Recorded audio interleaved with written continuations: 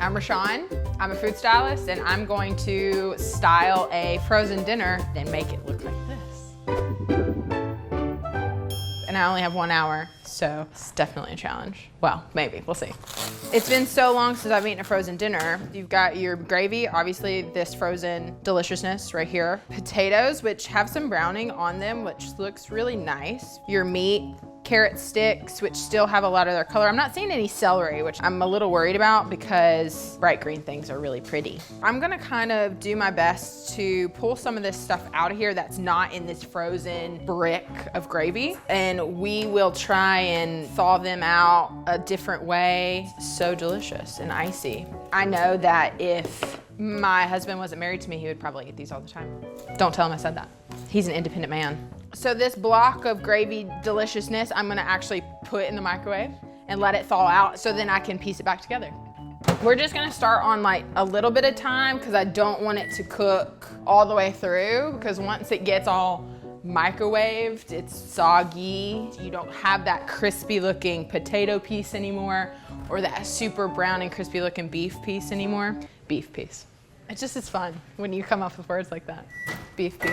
So 30 seconds did nothing. So we're gonna go for a minute and just keep our fingers crossed. Serious props to the Marie Callender's food stylist team and food photography team, because this really looks great. I spent a lot of time on the frozen food aisle, walking up and down, looking at all the different packaging. People probably thought I was crazy. Marie Callender was one of the best looking boxes that I saw. Just the picture on the box itself was really inviting versus some other brands, we won't speak their names. Still didn't really do a whole lot, but enough that I can probably pick through the rest of this. I think the biggest trick here is getting the gravy to a good place too. All this shiny graviness on here is really interesting, but it probably wasn't gravy. In food styling as a trade, there are a few tools. We use clear corn syrup, which is actually edible. And then you can also use glycerin, like vegetable-based glycerin. This is really cold, by the way. My fingers are starting to be a little numb. So now what I'm gonna do is put this gravy back in the microwave for a few minutes. Actually, it tastes pretty good. I licked my fingers after stirring the gravy with my finger, as one does. It tastes like grandmama made some pot roast in the crock pot, and now we're gonna eat it for dinner. Okay, so here's the gravy. It's pretty much thawed out, so we're gonna put that right in there.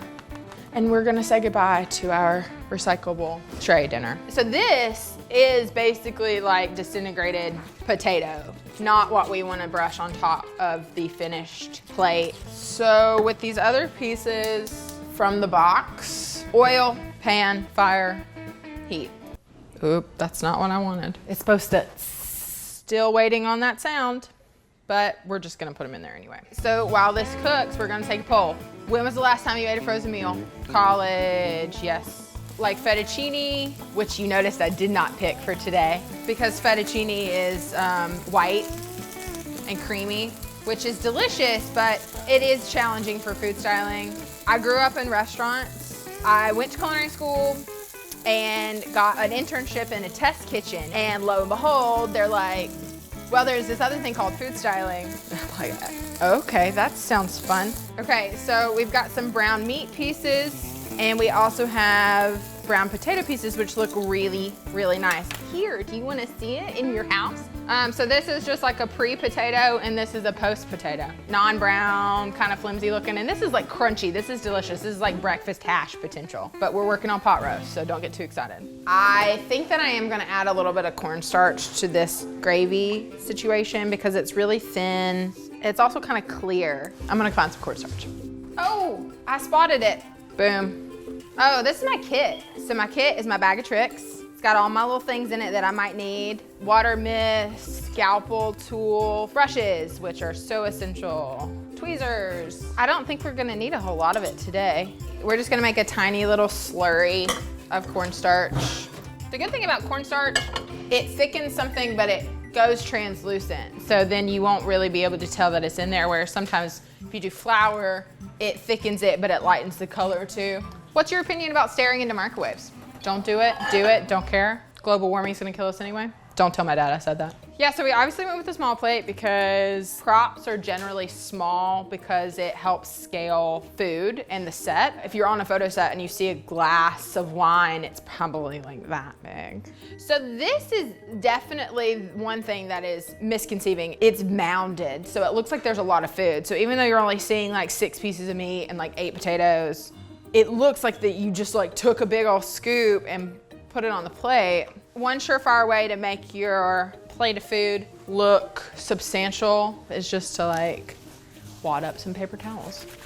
So it's all about angle. So I think what I'll do first is take some of the less attractive food that I don't necessarily want to use and just start putting things. Some people use instant mashed potatoes for padding, which kind of might have been a better option in this case because it would have actually allowed me to have set things into it versus propping things on top. And you know, paper towels kind of have a mind of their own. I don't know if you did know that. They're just like, you're trying to keep me down, but I won't be kept down. Because I didn't do anything with celery, it still has that grainy, schmaltzy gravy situation on it. So I'm just gonna kind of brush it with some oil. This is the most exciting part, I guarantee you. Basically, my goal at this point, though, is to cover up all the paper towel pieces.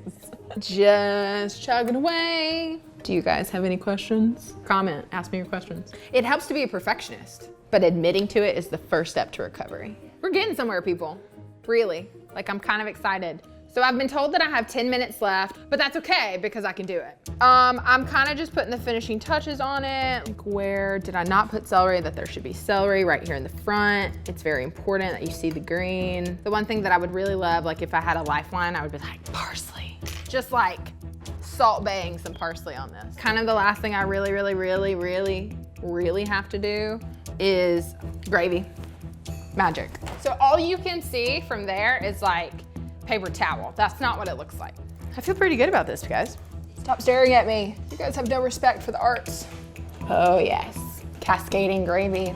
2 minutes and 12 seconds. I'm just studying in like a few more pieces. Don't rush me. Okay, so my hour's up and I'm all finished. I personally am really happy with this. I think that I did a really great job for what I had in the single box of frozen dinner. It's not obviously like piece by piece an exact replica, but no, I really am happy. Let me know if there's anything you want to see me style, something weird, something different, something interesting. Just let us know in the comments below and we'll see you next time.